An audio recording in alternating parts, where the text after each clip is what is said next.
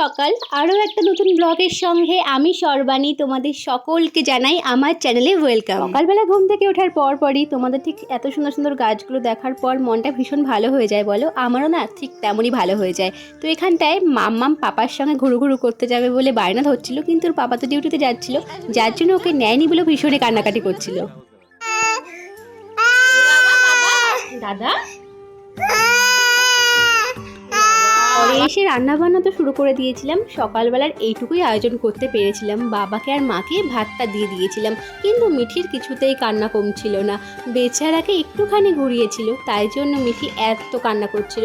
আর আমার বর্মশাও এখন কিন্তু লুকিয়ে লুকিয়ে বাড়ি থেকে বের হয়, না হলে মেয়ের যে কান্না শুরু হয়ে যায়। বর্ষাকালে হয়েছে এই মহা জ্বালা, একবার আকাশের অবস্থা দেখো, আবার জামা কাপড় মেলো, আবার আকাশের অবস্থা দেখো, তারপরে আবার জামা কাপড় নামাও, সারাদিনটা যেন এমন করতে করতেই কেটে যায়। এখানে তো আমরা রয়েছি মানে কৃষ্ণনগরে, নতুন বাড়িতে আমরা কদিন হলো এসছি, তেমন কিছু জিনিসপত্র আনাই হয়নি, টুকটাক জিনিসপত্র দিয়ে দিন কাটাচ্ছি।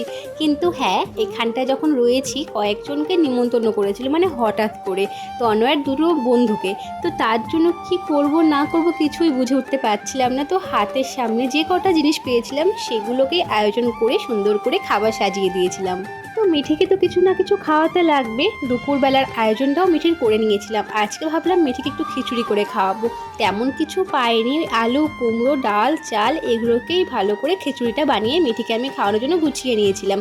আর এখানটায় পেঁয়াজটাও কিন্তু ফোড়ন দিয়ে দিয়েছিলাম তরকারিটা করার জন্য, মানে ভাজা করার জন্য। সবুজ রঙের সবজিটাকে তোমরা দেখতে পাচ্ছ না, তোমরা কে কী নামে চেনো বা বলো তোমরা অবশ্যই আমার কমেন্ট বক্সে কমেন্ট করো তো।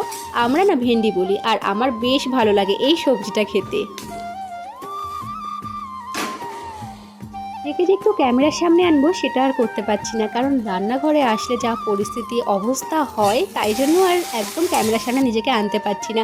তবুও একটুখানি উকি দিলাম ক্যামেরার সামনে। সকালবেলায় সবে এইটুকু মাত্র আয়োজন করতে পেরেছিলাম খাবার খাওয়ার জন্য, তো সেইটুকুই বাবাকে খেতে দিয়ে দিয়েছিলাম। আর এখানটায় মিঠির জন্য আমি খিচুড়িটাও বসিয়ে দিয়েছি।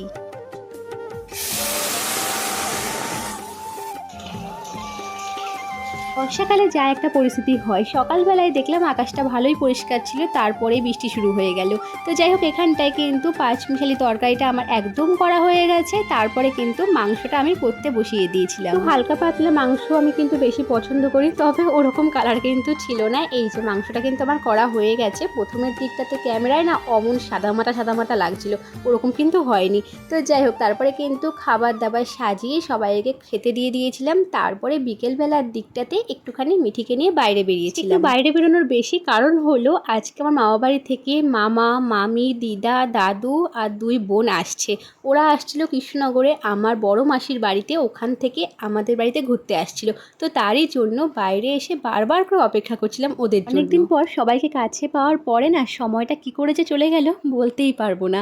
তারপরে যখন একটু বেলা বাড়লো, তারপরে মেঘা বললো একটু ছাদে যাবে। তো তার জন্য আমি, মেঘা, অনু আর আমার বরমশাই আর মাম্মা মিলে চলে এসেছিলাম ছাদে। সন্ধেবেলার দিকটাতে আমার বরমশাই এই যে মটনের কিমা দিয়ে ঘুগনি আর এই ডালের বড়াটা নিয়ে এসেছিলো। ডালের বড়াটা আমি আর মামি খেয়েছিলাম, কারণ মটন আমি আর মামি খাই না, তো তার জন্য ঘুগনিটা বাকি সবাই খেয়েছিল।